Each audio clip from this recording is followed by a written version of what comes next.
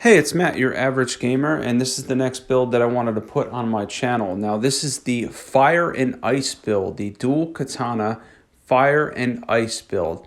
Now, this is a really fun build to do, and we're going to be proccing Frost and immediately putting it out with Fire and using the dual Nagakibas, or however you say it, because they have extremely long reach and they're awesome katanas to put the Ashes of War on that we're using. I'm going to show you where to get everything in a second, but as you can tell, we're ideally proccing Frost and then on proccing it with Fire, and this is a really, really cool build to use, and it's a lot of fun. And again, these have a lot of reach, a lot of damage, and they do well in general. They're really two good weapons, two very, very good weapons that are good for PvP and PvE, as they have a ton of reach compared to the regular katana. Now I'm going to show you where to get these, or to get your first one, rather.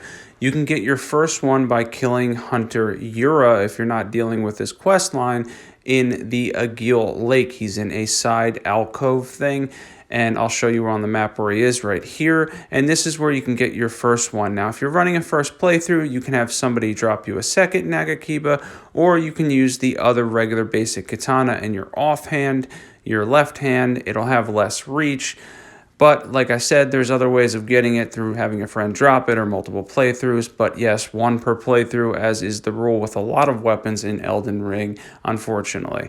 So as we kill him here and we get our butt kicked a little bit here, this is, yeah, not too good there, but he will drop one of these for us. Now, if you're doing his quest line and you get to Mountaintops of the Giants, at that point, I believe the sword becomes available in one of, I think, 3 different places, which is a little crazy, but yeah, you might have to look up where to find it if you're doing his quest line, and it eventually drops naturally that way. So the Magma Worm has some pretty substantial resistances. It's actually really resistant to most things in general. I think it has around 500-600 bleed, frost, all that resistance. So I didn't plan on proccing too much on him. I did get it once or twice with the bleed proc on there because we have passive bleed as well. But overall, the damage was really good. This was fantastic damage. We're on journey, I think, 7 here, new game plus 6.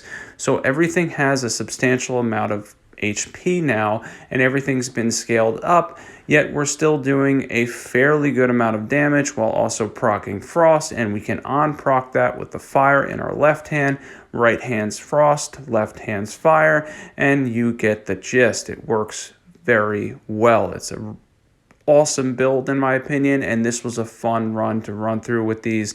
These are very good. They're already good in PvP. They're also good in PvE because they have a ton of reach, and they also do substantial amount of damage as well for katanas. Overall, very good weapons. Now we're using the Ash of War Hoarfrost Stomp on the ice one, and the left hand we're using Flame of the Redmane for the fire damage. I'm going to show you where to get that right now.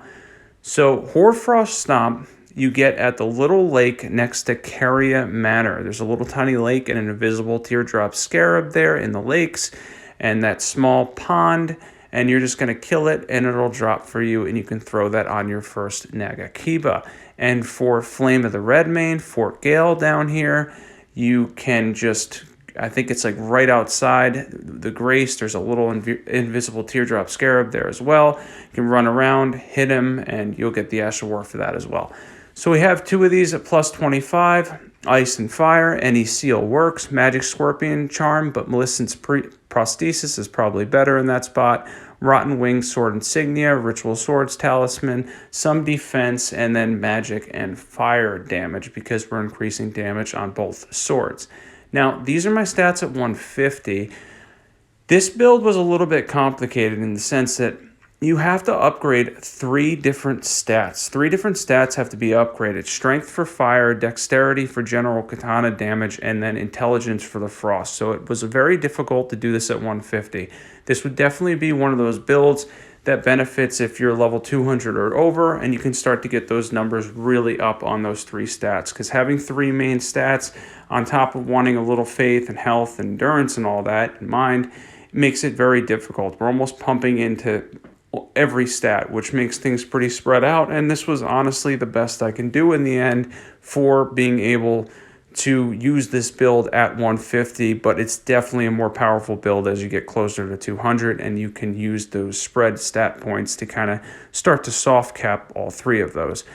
Now, as far as Radahn here, we were able to proc Frost. I use summons. I rarely use summons in my videos, but we're able to proc Frost multiple times on him while on procking it, and we did enough damage to where he didn't even actually go up. And again, this is on Journey 7, so he took a ton of Frost damage. I think there was bleed in there, and he went down fairly quickly.